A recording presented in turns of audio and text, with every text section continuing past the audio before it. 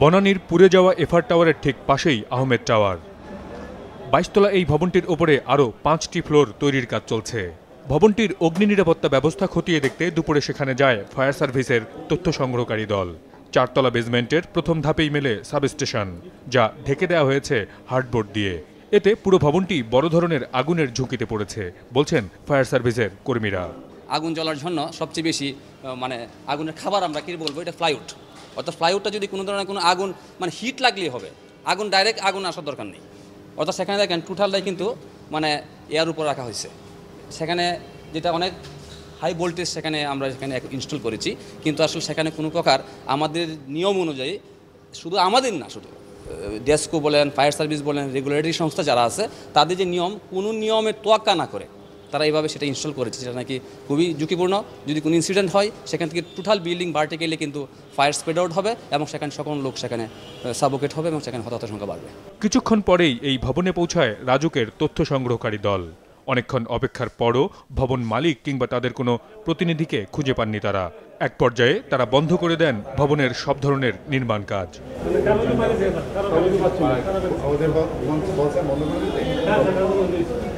তারও আগে 3টি ভবন পরিদর্শন করে রাজুকের এই দলটি।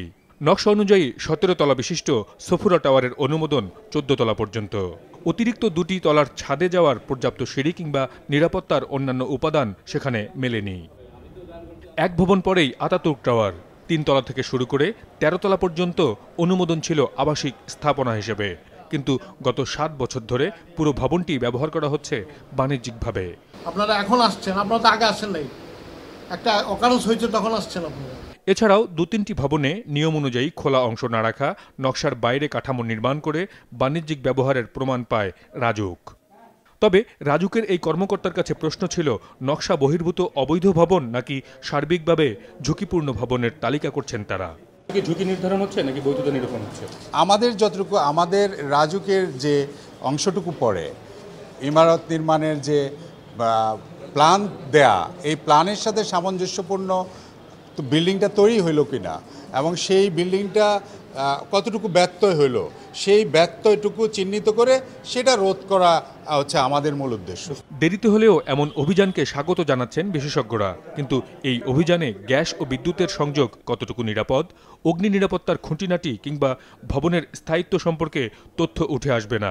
ফলে রাজধানীতে কোন ভবন কী ধরনের ঝুঁকিতে রয়েছে সেই পরিসংখ্যান না পাওয়ায় এই তথ্য সংগ্রহ অভিযানের উদ্দেশ্য ব্যর্থ হবে বলে মনে করছেন তারা।